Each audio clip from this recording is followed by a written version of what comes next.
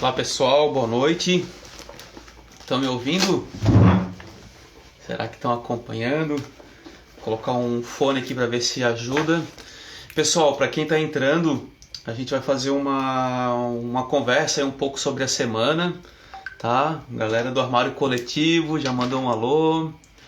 Pessoal entrando. Estão me ouvindo bem? A Gabriele. Legal, galera. Poxa, tem um pessoal bom aí, a Cris, muito bom, a Nani, Naninha, querida. Então o pessoal tá entrando, gente, a gente ia fazer pelo Facebook e pelo Instagram. Eu tive problemas aqui, não consegui acessar o Facebook, vamos fazer aqui. Depois a gente salva, né, a live e salva no YouTube, projeta no Facebook também, tá legal? O som tá legal? O som tá bom? Espero que sim, né? Ah, beleza. Mariene falando que o som tá legal. Então, pessoal, eu vou fazer uma avaliação aí, né, uns 30, 40 minutos referente à semana, né? Mas vamos um pouco mais da semana, um pouco além da semana, tá? Quero aqui desejar uma boa noite para todo mundo, agradecer aí a audiência. A gente está aí com 27 pessoas, né? É uma audiência legal. Infelizmente a gente não consegue aí colocar aqui no Facebook, mas vamos tocar por aqui, tá, pessoal? Vamos iniciar. Quem tiver interesse aí de compartilhar a live também para alcançar mais pessoas é bem importante, o compartilhamento, também convidar amigos e amigas aí para participar. E a ideia nossa do mandato é tentar fazer uma live dessa por semana, tá?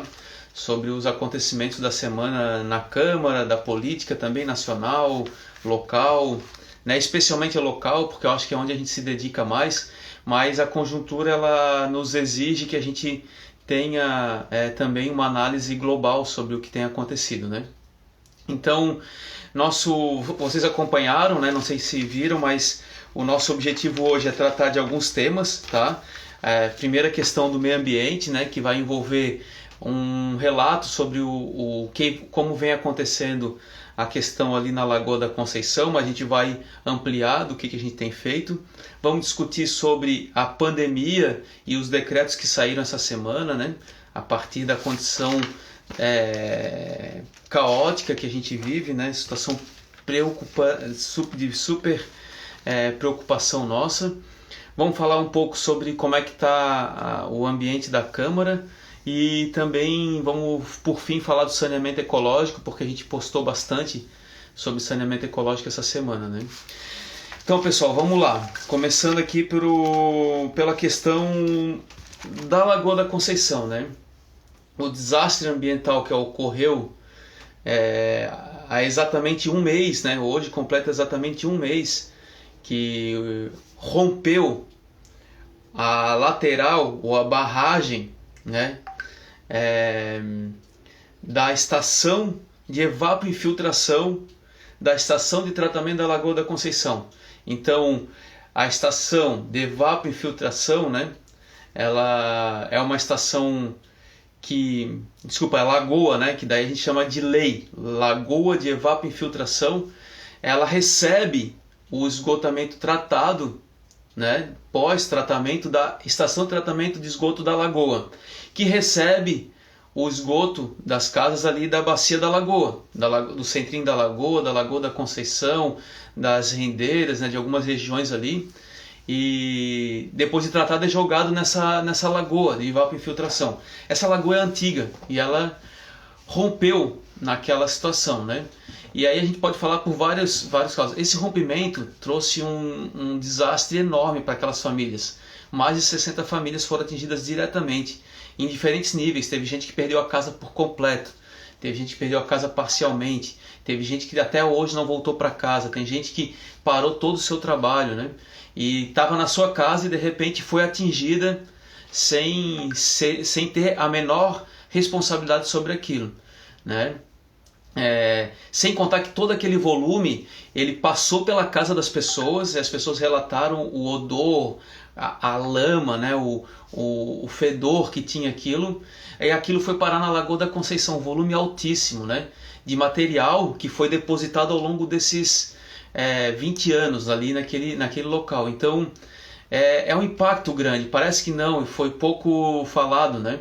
Mas o impacto é muito grande, diretamente naquelas famílias e diretamente na Lagoa da Conceição. E isso fala muito sobre o nosso modelo de saneamento, né? Mas as famílias, elas têm um impacto enorme na vida delas, porque acabou com o território onde elas vivem, né? A própria habitação, mas também o impacto emocional, o impacto moral, o impacto pouco medido, né?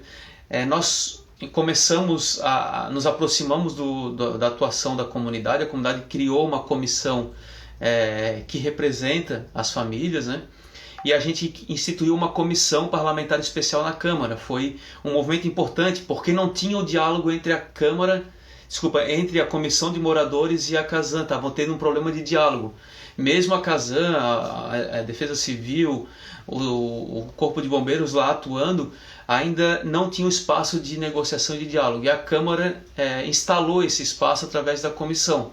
Né? A gente iniciou com uma reunião na própria Câmara Municipal, e depois da reunião na Câmara Municipal, a gente começou uma série de reuniões, que era para quê? Para rever um edital que foi colocado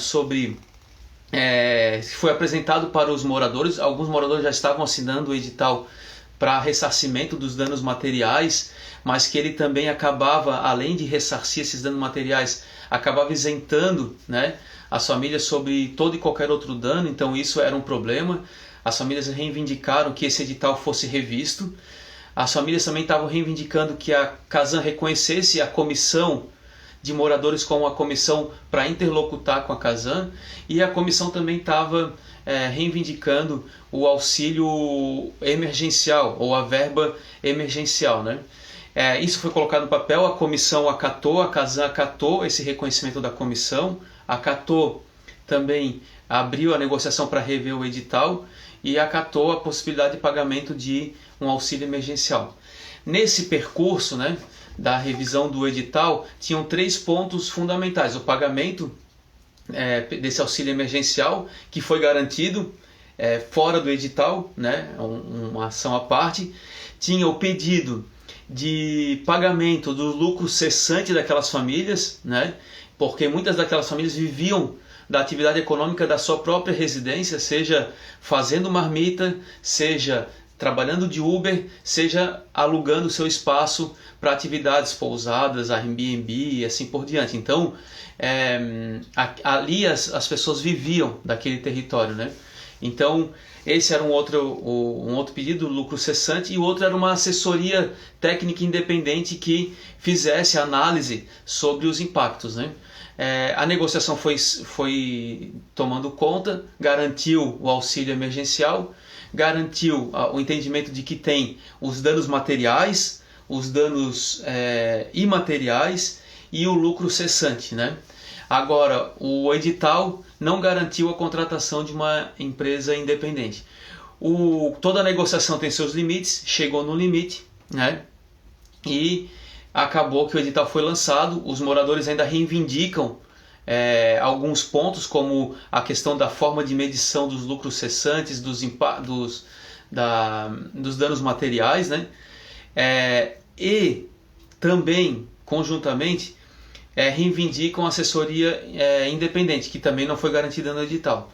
De toda forma, o limite esteve ali, né? O edital foi lançado na terça-feira, se eu não me engano, e hoje, agora a comissão vai acompanhar como é que vai se dar o lançamento desse edital. Os moradores têm uma comissão, têm um apoio direto dos atingidos por barragem, que estão acompanhando juridicamente, e eles mantêm-se ainda reivindicando alguns pontos sobre o edital, né? Então isso é esse ponto que a gente quer chegar. Tem gente perguntando aqui como é que rompeu, né?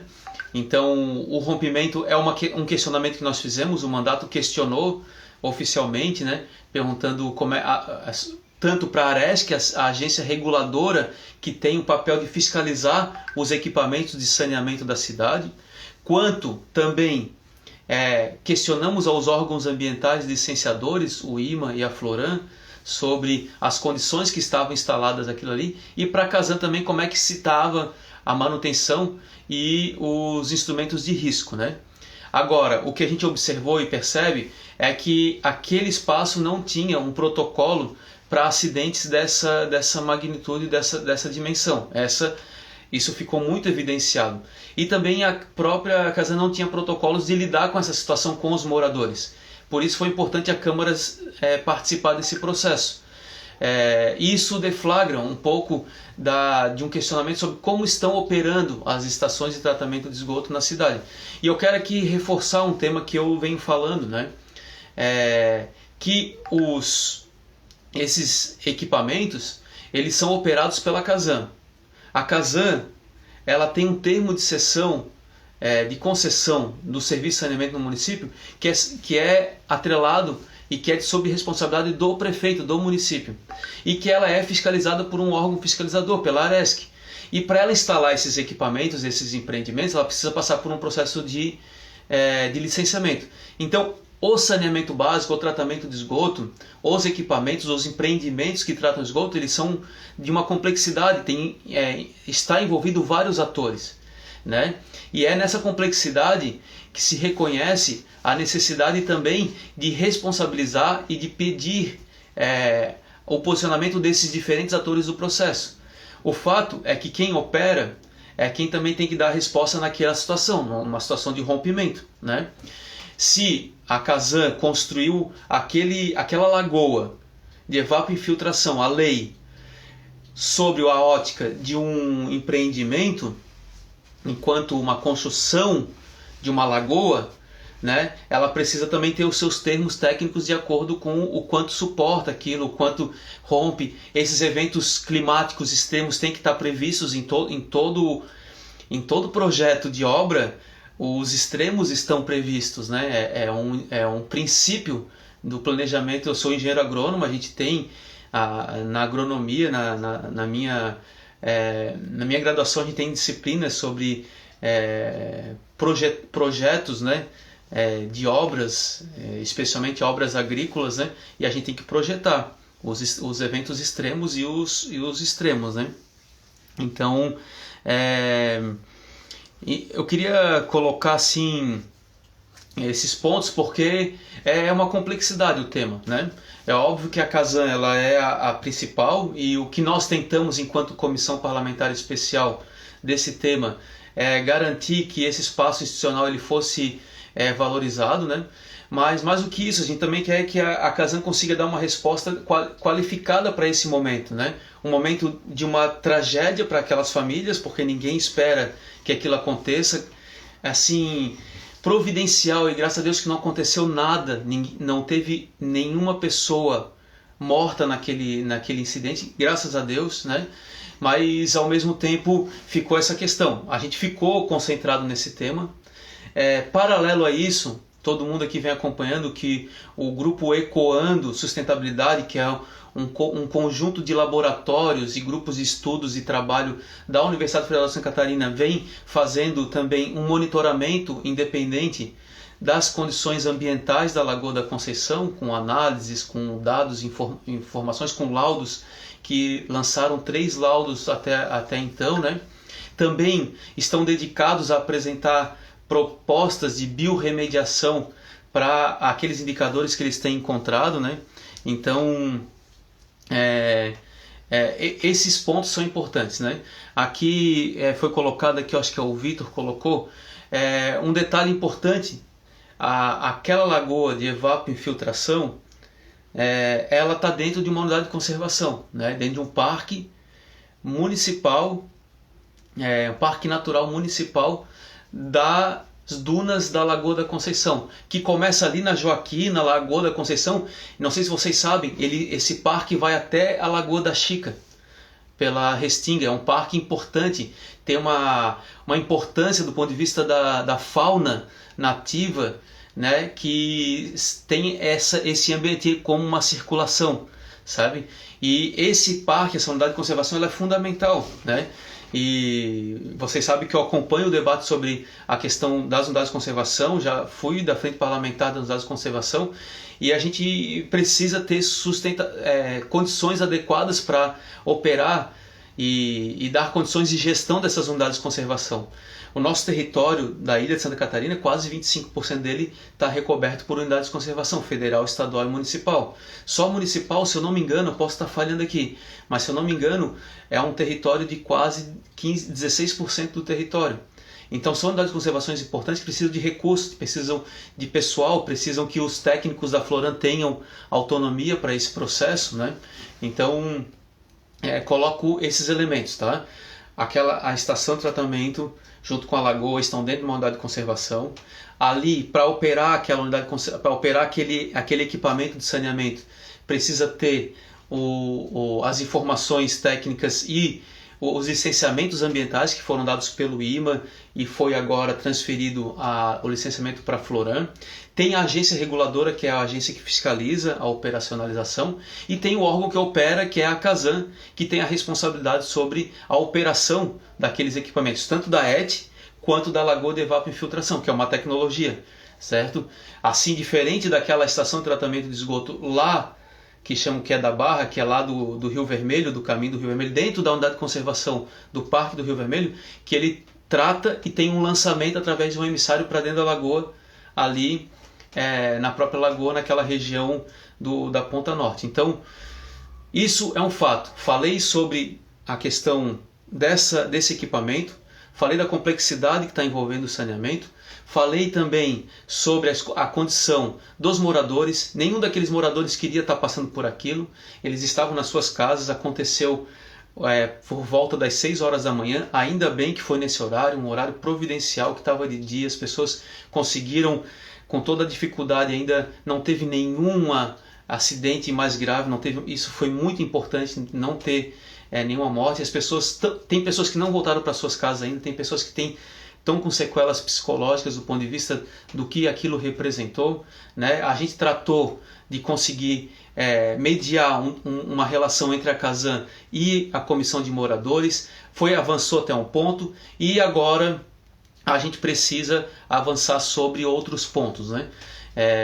A mediação que a Câmara fez e que nós nos dedicamos a isso, ela conseguiu alcançar um resultado positivo. Não era exatamente o que os moradores queriam, os moradores vão continuar reivindicando aquilo que eles querem, né?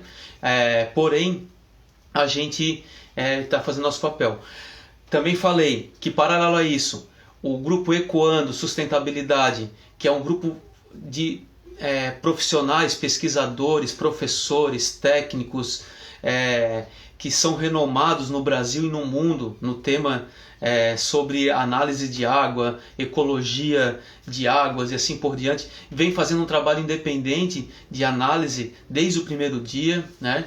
Isso tem sido muito importante de ter esse trabalho independente. Apresentou inclusive uma proposta de biorremediação, e aí quero falar sobre esse fato que para mim hoje é muito importante, porque após a gente conseguiu chegar num ponto sobre a relação entre a CASAN e os moradores, a gente agora tem se dedicado bastante na questão de garantir que seja feito imediatamente. Se passaram um mês, né? A gente não tem uma atividade de biorremediação. É importante compreender que carreou muito fósforo, nitrogênio, que tem uma dinâmica ali, que teve um período de sol agora, a última semana foram dias quentes, de pleno sol. Essa chuva que caiu agora, ela ajuda muito, porque ela ajuda a oxigenar a água da lagoa, a dinâmica de ventos, a dinâmica de correntes. Todo mundo aqui sabe essa dinâmica, a dinâmica de consumo de oxigênio à noite, né? A dinâmica sobre a importância daquelas chuvas que aconteceram para a oxigenação. Então, aquele organismo, Lagoa da Conceição, é um organismo vivo. Tem áreas que tem baixa circulação de água, baixa troca de água, e tem baixa oxigenação por natureza. Tem áreas que estão sendo assoreadas, e todo mundo que navega ali sabe o quanto que as áreas estão sendo assoreadas. O fato é que o ocorrido através desse desastre do rompimento, carreou muito material para lá, muito material lodoso, carreou muito material com concentrações de fósforo e nitrogênio, isso é uma realidade. E esse material, ele tem uma outra conformação que acaba entrando nessa dinâmica da lagoa, na dinâmica de correntes, na dinâmica dos ventos, na dinâmica de oxigenação, e ela tem trazido consequências. E os relatórios do grupo Ecoando Sustentabilidade têm demonstrado, né? Inclusive tem uma mancha que é de alta concentração de nitrogênio e fósforo, que por onde ela passa ela transforma a área dessa mancha, ela opera sem oxigênio. Eu vi o marcador do oxigênio zero onde está a mancha. E ela tem exalado um odor de enxofre forte, que ontem a gente passou de barco ali pela região da Ponta das Almas até a Ponta dos Araçás e percebeu, né, essa característica. Agora, precisamos sim de ter uma biorremediação imediata, era para estar acontecendo no segundo dia. E esse grupo também tem apresentado, hoje eu conversei inclusive com pessoas que trabalham na engenharia de aquicultura, que fazem isso, me mostraram projetos que fizeram esse tipo de prática consorciada entre moluscos e algas no consumo de nitrogênio e fósforo e na produção de oxigênio. Então isso está colocado. E a doutora Ana Lúcia Hartmann hoje ela lançou, pelo Ministério Público Federal, lançou uma recomendação e dando 24 horas para o posicionamento da Prefeitura e da Casan, né, e dos órgãos ambientais, para que seja feito imediatamente esse tipo de ação. Agora, é fundamental a gente compreender esse processo, porque a gente tem tecnologia barata, baseada em biorremediação, que pode trazer essa solução, e ela está apresentada, né? E isso é importante. O órgão responsável nesse momento, no caso a Casan, os órgãos ambientais responsáveis, Floran, IMA, e os órgãos de controle, no caso a Câmara Municipal, ou os Ministérios Públicos, né? A gente tem uma união de forças. Assim, a tristeza de ver os pescadores olhando para aqueles peixes mortos e relatando como que aconteceu é assustador, assim, a gente vê aquilo na lagoa, né? Eu acho que é momento para a gente se sensibilizar sobre aquilo, se sensibilizar sobre o que significa, né? A gente também observou que a gente tem um problema, por exemplo, de governança sobre os recursos hídricos, e a gente constatou algo que é muito sério na ilha, gente. A ilha de Santa Catarina, ela não consta no mapa de bacias hidrográficas. A bacia hidrográfica de referência da ilha de Santa Catarina é a bacia hidrográfica do Rio Cubatão, entende? Então, assim, e nós temos várias bacias hidrográficas. A Lagoa da Conceição é uma bacia hidrográfica, a Lagoa do Peri é uma bacia hidrográfica, o Itacorubi é uma bacia hidrográfica. A gente não considera a cidade na sua dinâmica hidrológica. Isso é inaceitável, porque isso acaba retirando condicionantes ambientais do uso ocupação, entende? Então, também não ter um espaço de governança onde a participação da população, com os órgãos de controle, estejam atuando e cuidando sobre a dinâmica hidrológica e hídrica desse território, também nos traz esse vazio do ponto de vista de cobranças, entende? Então, a gente também está constatando isso. É urgente a instalação dos espaços dos conselhos de bacia hidrográfica aqui na ilha de Santa Catarina.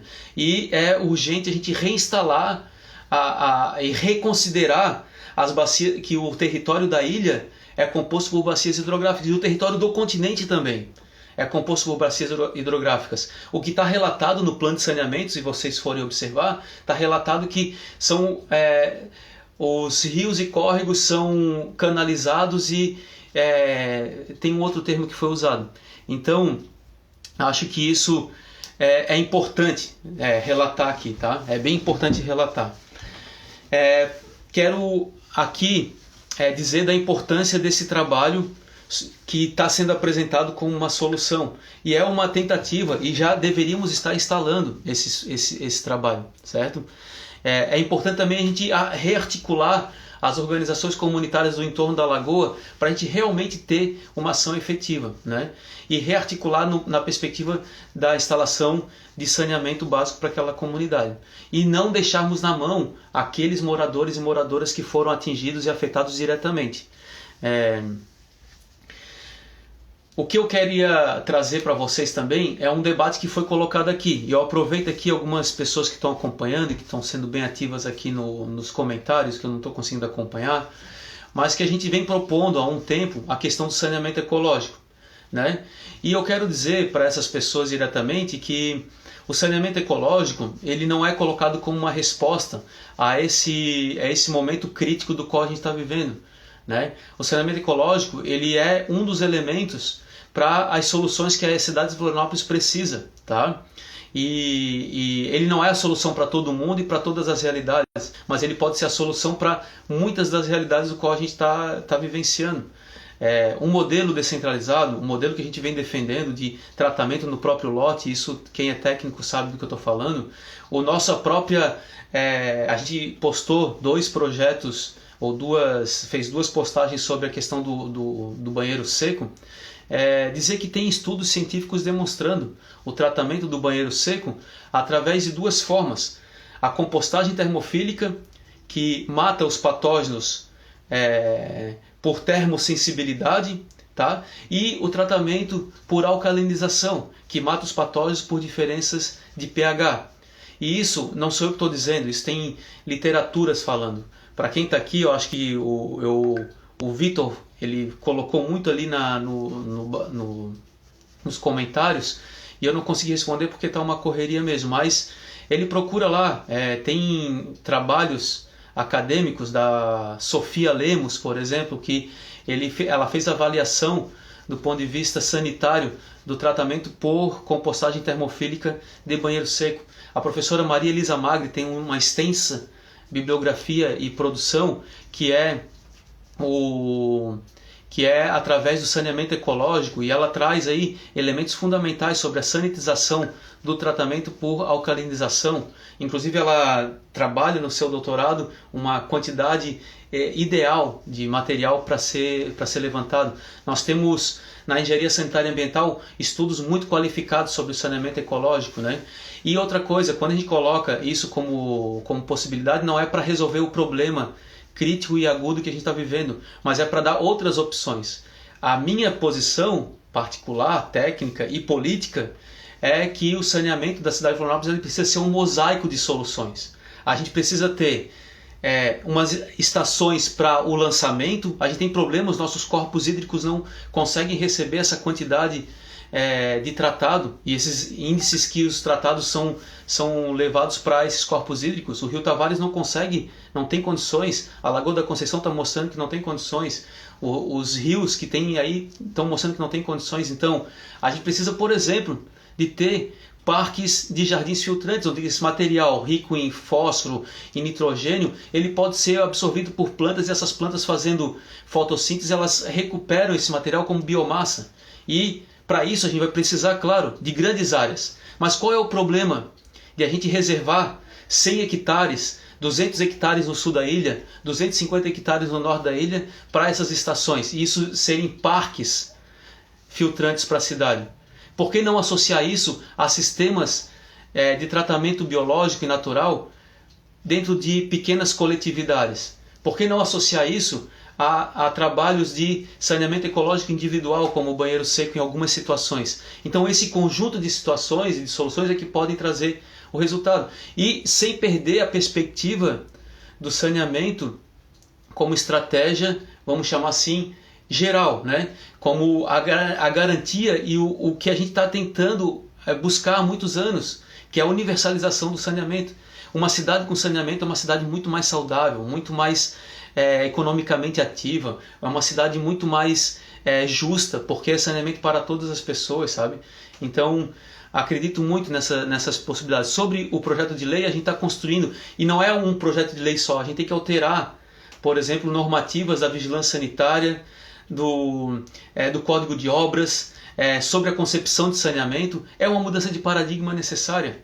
E mais do que isso, é uma mudança de paradigma necessária quando a gente visualiza que as soluções podem ser baseadas na natureza, podem ser biorremediadas, podem ser trabalhadas com a dinâmica natural de infiltração. Os alagados do planeta, eles sempre serviram como esses espaços onde tudo é carreado, os micro e macronutrientes, e são estabelecidos nas áreas alagadas, né? Então, queria só colocar isso assim como um ponto importante, né? E falar que a gente vai estar atuando nesse ponto. Hoje, gente, pessoal, de verdade, assim, hoje que nós estamos mais dedicados nesse momento é que a Casan, conjuntamente com a Prefeitura Municipal e com os órgãos ambientais, eles façam amanhã, iniciem amanhã, as instalações de biorremediação. A Universidade Federal de Santa Catarina, com vários técnicos, com vários setores, estão dedicados a instalar essas balsas de tratamento de biorremediação com algas e moluscos. E tá aí para fazer isso. Eles têm condições para fazer isso. Agora precisa dessa união de esforços. Os pescadores, moradores da Costa da Lagoa se colocaram à disposição hoje. Então fica aqui essa minha fala e também acompanhar os moradores para que eles não sejam abandonados no percurso, que eles não sejam também colocados no lugar que eles não são, eles são vítimas do processo. Então a dinâmica e a lagoa como um ser vivo, que todos os outros seres dependem dessa dinâmica e da lagoa como uma mãe, como um grande ser humano, um grande ser vivo, é fundamental para a nossa capacidade de pelo menos ter sensibilidade para darmos um passo à frente, né? Então é isso que eu me coloco, tá, gente? Acho que eu avancei bastante, não estou muito acompanhando o tempo aqui. Depois vão me dizendo há quanto tempo que a gente está de live, alguém me ajuda aqui no comentário. E esse era o primeiro ponto, né, sobre o meio ambiente e o saneamento ecológico. Então a gente já foi e passou 2 pontos, tá? Queria fazer um relato aqui sobre a questão da pandemia, né? E como que a gente tem visto assim no mandato, né, gente? Primeiro dizer que a gente entende que a pandemia é uma dinâmica biológica de novo, tá? Não é um raio ultravioleta, não é uma disfunção eletroeletrônica, é um organismo, é um vírus, né? É um desequilíbrio do ponto de vista, se nós nos entendermos enquanto o planeta enquanto um corpo único, enquanto vida, enquanto Gaia, enquanto Pachamama, enquanto esse organismo vivo, a gente percebe que algo está muito errado, né? Porque isso já aconteceu em outras épocas, isso vem acontecendo e isso também tem demonstrado o ponto de desequilíbrio que nós estamos. Mas mais do que isso tem demonstrado também a fragilidade do ponto de vista da governança político-econômica que o planeta passa. Isso tem demonstrado e tem agravado as diferenças sociais sobre as pessoas. Isso tem colocado os mais ricos do planeta ainda mais ricos e os pobres ficando mais pobres. Isso está claro, está estabelecido. Isso está demonstrado o que vem acontecendo. Isso também deflagra, escancara que nós vivemos num sistema muito injusto e muito desigual, né? E que ela se agrava a cada vez mais essa desigualdade. E tem demonstrado também o oportunismo, o populismo, né, sobre essas questões. E é muito sério, porque o que nós tínhamos que ter nesse momento era uma unidade de esforços entre as lideranças políticas, econômicas e sociais do Brasil, da cidade, do estado, do Brasil e do planeta, dedicados a, no mínimo, a imunização da população, no mínimo, né? E depois dedicados a uma outra ordem, de alguma forma, a uma outra ordem social que garanta que as pessoas tenham direitos iguais, pelo menos direitos mínimos e básicos, sabe? Então, assim, e aí tem vários elementos trazidos aqui para cá. A gente observa muito que o debate, por exemplo, sobre auxílio emergencial, né?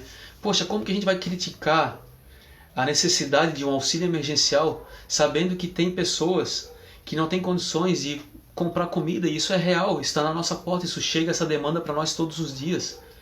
E são pessoas que tinham seus trabalhos. Então, imagina a quantidade de gente, por exemplo, que vivia de trabalhos informais, da economia informal, vivia de algumas atividades, mesmo formais, que ganhavam pouco, mas que hoje estão desempregadas, e é uma realidade. Essas pessoas, elas precisam de uma política do Estado. O Estado tem que estar a essa disposição. Mas o Estado brasileiro que vem fazendo é muito pior. O Estado brasileiro vem garantindo subsídio e garantindo instrumentos legais para que os bancos consigam lucrar cada vez mais, tem conseguido trazer, por exemplo, olha o que o Bolsonaro fez essa semana com a alteração da Petrobras. Perdeu em um dia 100 bilhões de reais, 100 bilhões. Eles estavam discutindo a questão do auxílio emergencial na ordem de 20 bilhões. Então, assim, a gente precisa acordar para essa realidade nua e crua que a gente está vivendo. Então, preciso muito falar sobre essa questão, porque a gente precisa sair desse embate, desse lugar, sabe, que ou é auxílio emergencial ou é empreendedorismo. Não.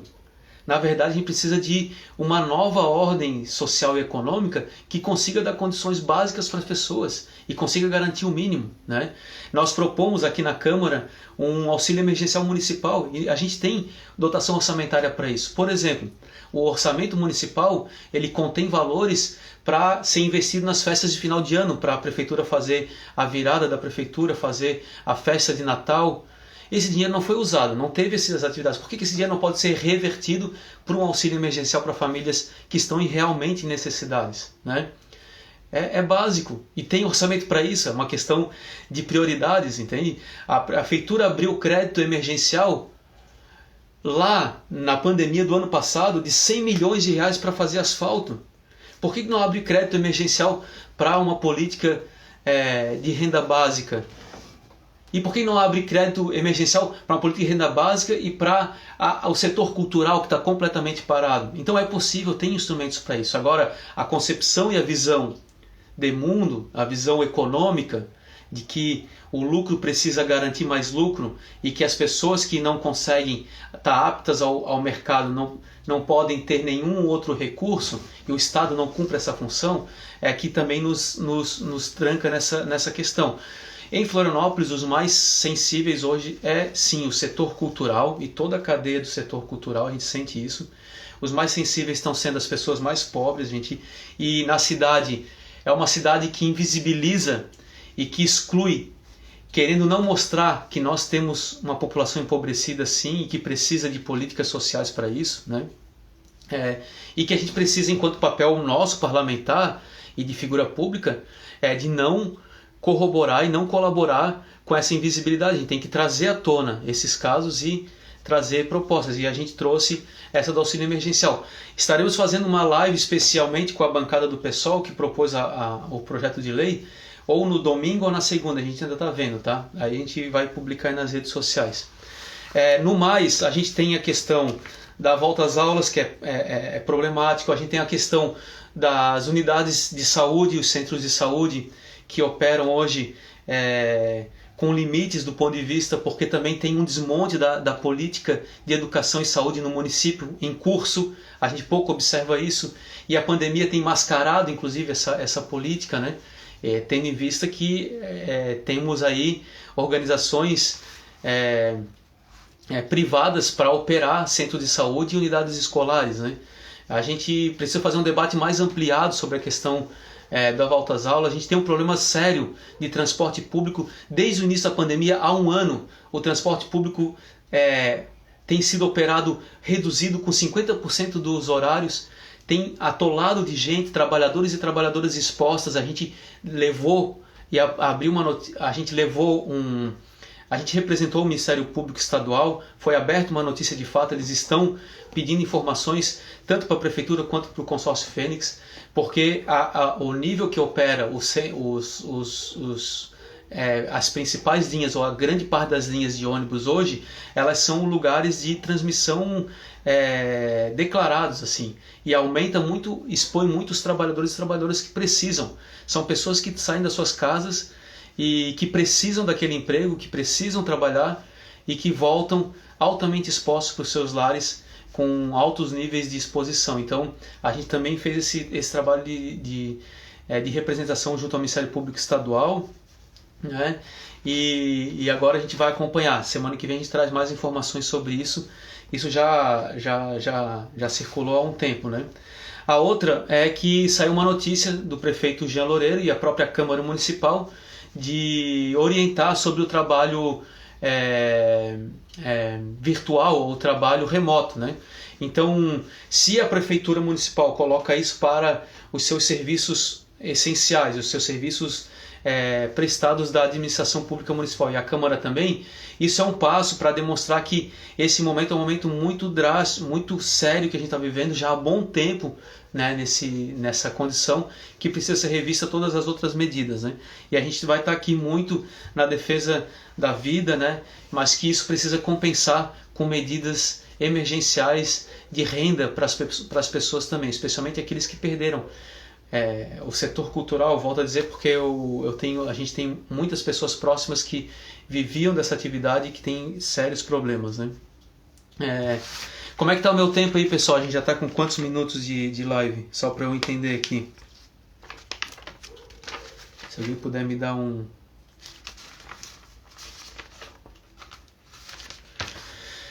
Então, pessoal, por fim, agradecer aí muito, né, quem tá contribuindo aí com o debate, né, que a gente precisa muito dessa troca de informações, né. Por fim, pessoal, eu queria só trazer outros temas aqui. Vou me atentar a uma questão que está muito presente, que vai ser muito presente na Câmara Municipal e que foi tentado passar naquele pacotaço dos 6 projetos, né, que foi a alteração do plano diretor e que por um voto não conseguiram alterar o plano diretor, e que uma das coisas que eu mais me preocupa é a questão ligada às alterações do plano diretor, especialmente algumas áreas importantes, sabe? Para mim, eu queria que vocês acompanhassem e fossem pesquisar na Lei Complementar 482 de 2014, que é a lei que rege o plano diretor, e vocês peguem lá o capítulo das áreas de urbanização especial, que são grandes áreas, que são as áreas, por exemplo, ali da planície do Pântano do Sul, aqui na planície do Campeche, tem áreas no Rio Tavares, ali perto da Igreja de Pedras, tem áreas lá no norte da ilha, grandes áreas ali importantes, e que essas áreas de urbanização especial, elas não são aptas para serem edificadas, muito pelo contrário, elas não têm a tabela de uso e ocupação dessas áreas. Por quê? Foi pensado estrategicamente essas áreas como áreas de respiro para a cidade. Áreas que não sejam ocupadas agora e que daqui 30, 40, 50 anos a gente observe o que se transformou a cidade, mas ainda tenham essas áreas, vamos dizer assim, reservadas para essas questões que a gente está falando, né? Para as questões da cidade que precisa respirar. Então o plano diretor vai vir para a Câmara, né? Ele está em debate, a Câmara abriu uma comissão parlamentar especial, a bancada do PSOL votou pela abstenção nessa abertura. A gente vai fazer um debate amplo, a bancada do PSOL vai fazer um debate amplo com a população, especialmente aqueles que estão há muito tempo acompanhando o plano diretor. A gente está muito preocupado com o ritmo que vai entrar na Câmara, mas o que está em jogo é a cidade, né? O que está em jogo é que a gente precisa, antes de pensar em uso e ocupação do solo, a gente precisa rever as questões da nossa capacidade de suporte, né? O quanto que a gente suporta. A ilha é um microcosmo do planeta, né? A gente está num lugar com limites, né? O continente, uma área maravilhosa, linda, né? Que tem ali 2,5% do território da cidade, mas que tem 20% da população naquele local, 25% da população está ali, sabe? Então, acho que é importante a gente fazer esse debate sobre esses princípios, né? Olhando para a cidade como ilha e continente, olhando para a cidade como a necessidade de terem áreas de respiro, olhando para a cidade que a gente tem limites de capacidade de suporte, mas que a cidade ela pode ter uma outra, vamos dizer assim, uma outra aptidão, que não é uma aptidão voltada para o uso e especulação imobiliária. A gente tem aptidões aqui que poderíamos ter o desenvolvimento de trabalho e renda muito apropriados para as questões ecológicas, por exemplo, né? Muito apropriado para um turismo de experiência, de vivência, de capacidade de valorização do conhecimento tradicional e das comunidades tradicionais, né? A gente poderia ter aqui a indústria da tecnologia de baixo impacto, mas outros negócios pequenos de bairro que funcionam tão bem. Agora, o modelo é das grandes estruturas, né? Quando chegam mega hipermercados num bairro, ele mata com todos os pequenos comércios, né? Quando a gente chega num lugar e já não reconhece aquilo como um lugar, né, o seu lugar, aquilo vira um não lugar que tanto faz estar aqui na ilha como estar em qualquer outro lugar do planeta. Assim. Então perde a sua essência. Né? A gente está muito preocupado com essa ocupação que vem acontecendo no norte, no sul da ilha, e especialmente, né, porque tem sido muito acelerado esse processo, mas a gente precisa estar reunindo esforços das lideranças comunitárias, das organizações comunitárias. A mobilização social é fundamental.